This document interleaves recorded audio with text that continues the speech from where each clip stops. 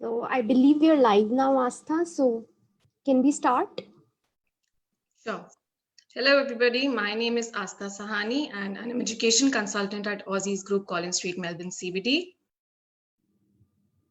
Hi, everybody. My name is Rushta Moin, and I'm working as an education consultant at Aussies Group. We are located at level 2, 290 Collins Street. So today we have come live to actually discuss about the most picked up course by international students, that is information technology.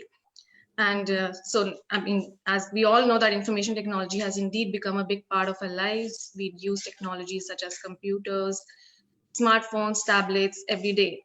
Now, it is incredibly diverse field, I would say, and it's not about just fixing computers or laptops. This course, this information technology course, will allow you to take, your career in various different directions. Now, more importantly, information and communication technologies are central to the, operations of many organizations and in different industries. Now, since it is a very important field, this means the graduates of information technology programs are very valuable and can take many different career paths.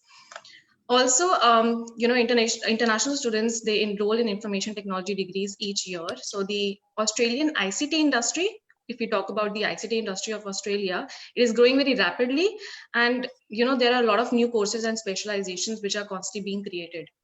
Now, this qualification, the information technology and computing qualifications, they are actually divided in 3 levels.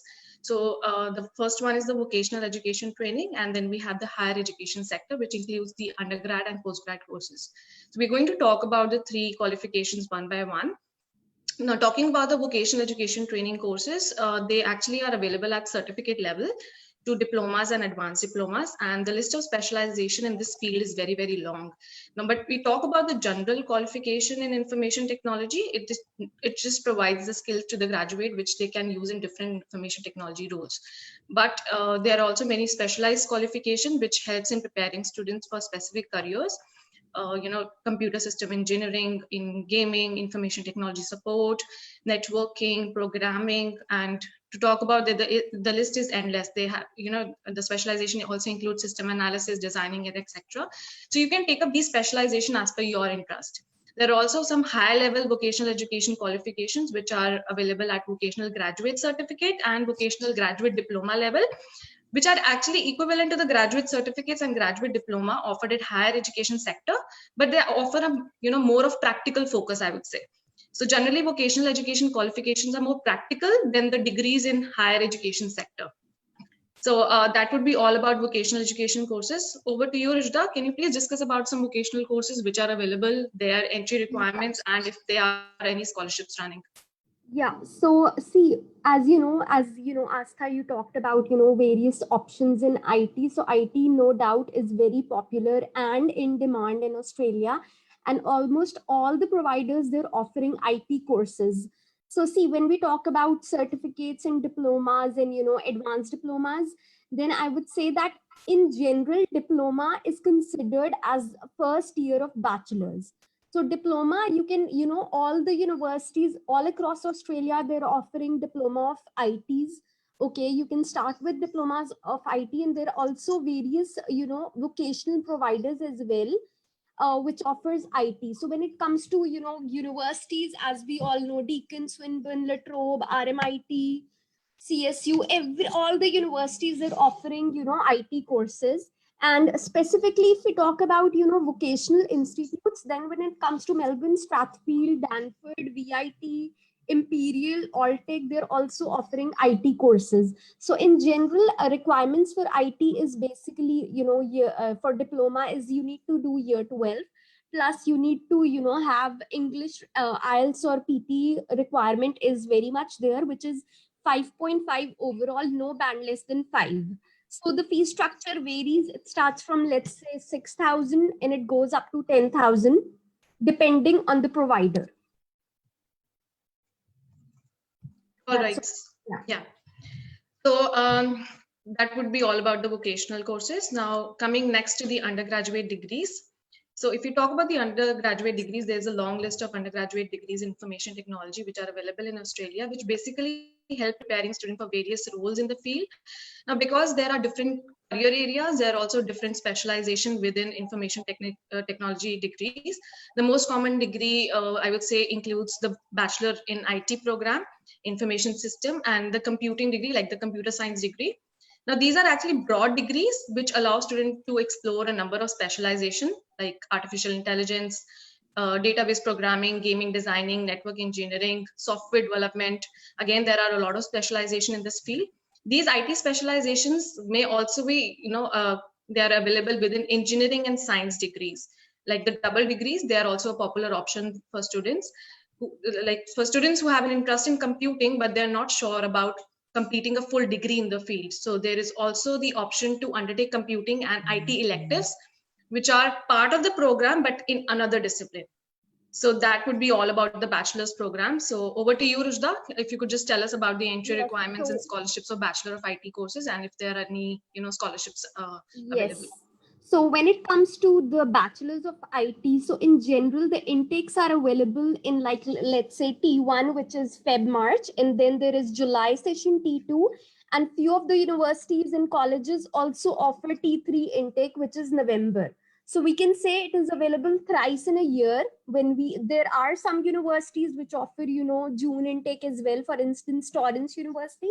So in general, the requirements for bachelors of IT, or there, as you said, the various occupations or various specializations under IT. So that varies from provider to provider. But in general, the entry requirement is completion of year 12 or completion of diploma. Plus, you need to have IELTS PT English score of 6 overall with no band less than 6. So when it comes to English requirement, I would say that it can vary from provider to provider. There are providers which do take up with no band less than 5.5, 6 overall, no band less than 5.5. So that varies from provider to provider. And that also depends, for instance, if your PT or IELTS score is expired and you started your studies in Australia and you studied one semester and you passed, let's say, 4 out of 4 units. So there are different, providers available, which they do offer various sort of English tests, and exemptions are also very much possible based on your, results and whether you are meeting the criteria that way. So we can look into that options as well. So when it comes to bachelors in IT, as you mentioned, there is IS, there is bachelors of cybersecurity, lots of, streams in it. So generally, IT courses, bachelor's level, they're available at almost all the providers. We can start with UniMelb, Deakin, RMIT, Litro, BIT, MIT, VU. But as you know, IT is all very the universities. Demand. Yeah. So that's why it's available at almost all the providers. But as you know, we are here to talk about mostly the providers. I won't say that people don't go to Deakin and all, but majority, when we talk about reasonable providers, we are going to focus and very popular ones as well. So as you know, Holmes is very popular for their BIS. It is very reasonable and they do offer amazing scholarships as well.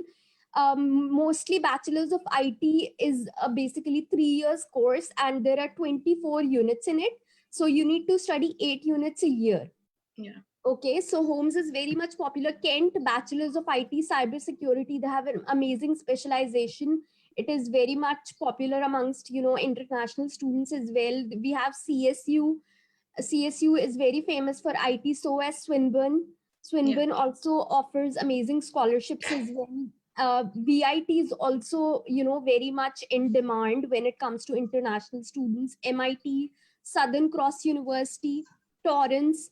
So almost all the providers, they offer IT programs. So it depends upon your criteria and whether you're meeting the criteria, and various factors are involved in determining which provider you wish to go ahead with, and whether they are offering any specific specialization for which you are interested.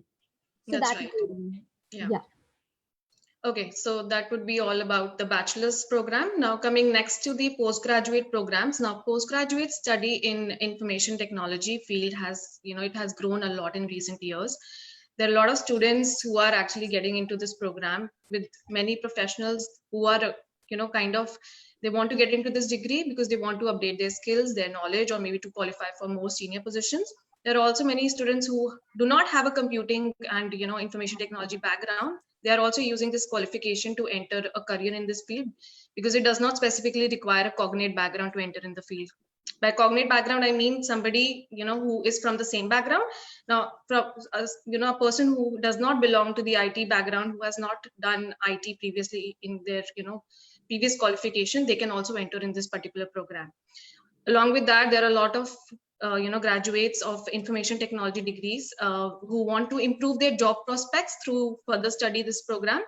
And in total, master in IT is very popular amongst international students. Again, the list of postgraduate coursework degrees in information technology is very extensive, I would say, because this degree include general information technology and computer science degree, which allows students to again get into a range of specialization in areas such as cyber security, business information system. Those sort of specializations are there. Again, the double degrees are another option, with many students choosing degrees combining information technology with fields such as engineering and technology and business and management, including the master of business administration. Now there are a lot of postgraduate management degrees which include computing information technology focus, which are designed for IT professionals who want to enter into a management positions. So there is this program which is offered by Federation University and La Trobe University, which is which is called the Master of Information Technology Management. So, okay, over to you, Rushda, to enlighten us with the options we have for postgraduate courses. Yeah. So when it comes to, master's level courses, as you mentioned, there is a, there is a cognate background and a non-cognate background. Yeah. So there are few providers which, which have specialized, I would say they do consider, if you're having a cognate background, you have a different master's, course for you. For instance, Swinburne's MIT Masters of IT Professional Computing is very famous. Okay, so that is for cognate background. It is, and generally, you can say that, if you are looking for a cognate, if you have a cognate background, there are providers which offer you 12 units of Masters of IT. So Masters of IT can be of 12 units and it can be of 16 units. It varies from provider to provider.